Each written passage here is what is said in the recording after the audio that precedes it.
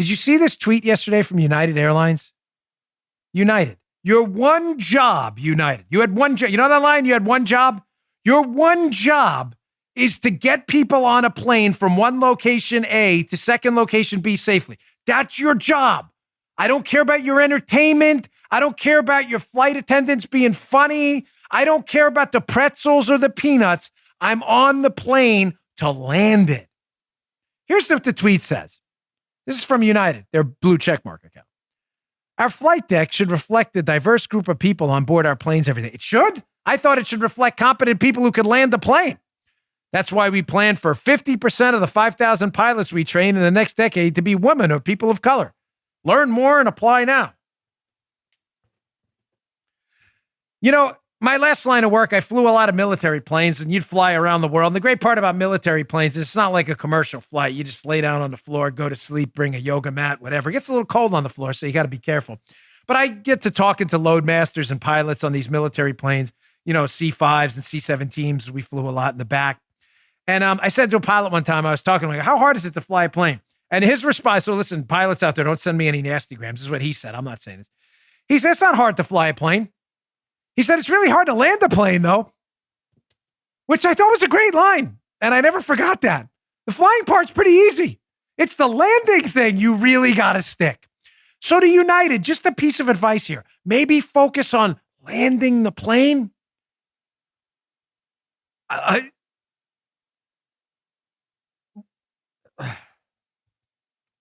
love when I take notes to myself as if but this is important. Few notes on this. We are rapidly devolving into a mindless, soulless, box-checking society.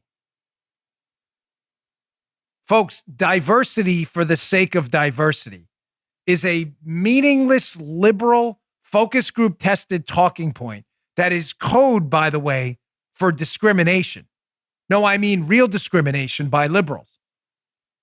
Because when you start box checking quotas like United Airlines is planning to do here, we're going to do 50% are going to be women, 22.5% people of color, 11% immigrants, 11% people from France, whatever. All of a sudden, what becomes your priority? Think it through, libs. I know this is tough. Your priority all of a sudden becomes checking the boxes, not actually checking the competency of the people who are landing the plane. That's your only job. I have no problem. I recommend you go recruit. Go recruit at historically black colleges. Go recruit from the Navy, Air Force, Marines, Army. Sure, there's women there who are more than competent. But to set quotas and to expect to be celebrated for it, we are devolving. We are not evolving. We are devolving into a soulless, Borg-like hive mind where box checking is everything and experience and skill is nothing. Folks, the Marxists and the communists figured out a long time ago, I've told you this, that their incessant focus on instituting class warfare as a way to destroy capitalism was not working very well in the United States. Did work elsewhere. Cuba, North Korea, the Soviet Union for a little while, China. But their whole proletariat versus the bourgeoisie didn't work very well in the United States. And the reason the class warfare struggle they wanted to start here to overthrow capitalism and the Constitutional Republic never really worked, although never really went away either, is because people in the United States know that the rules apply generally to everyone. You work hard in the United States, you go, you get a degree, you go to a trade school and develop a high-quality trade, you get an electrician's union in New York, Local 3, whatever it may be, you're going to make a decent living for yourself. So it's very hard for communists to sell to those people who are living a decent middle-class life, that Local 3 electrician in New York, that, my gosh, communism would be so much better because those bread lines are so much more appealing. Because we have a middle class here. And as my history teacher told me in high school, they have a lot to lose. They're not going to give that up to give a shot to Marxism.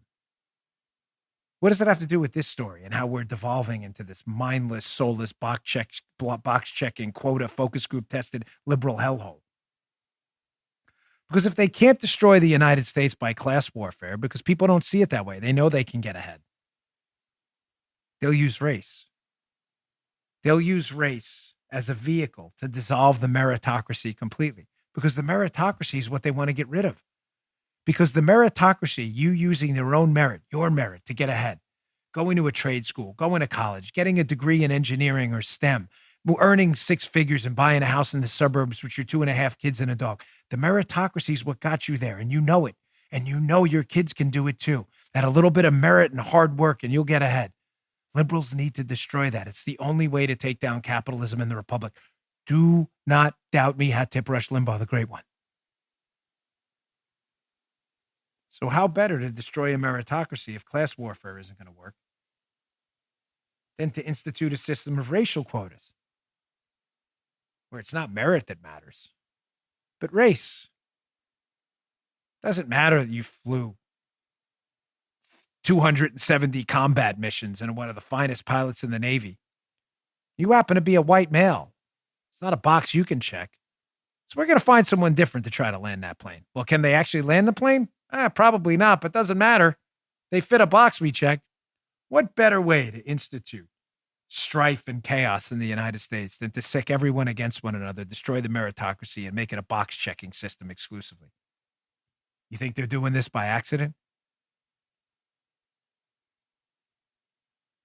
Race warfare is what's taking place of their class warfare struggle they've tried to institute forever. And it's a damn shame. The whole content of character argument I thought the United States stood for has gone entirely down the drain. It's a shame, folks. It really is. I hope there's a revolt against this nonsense soon and we all get our common sense back.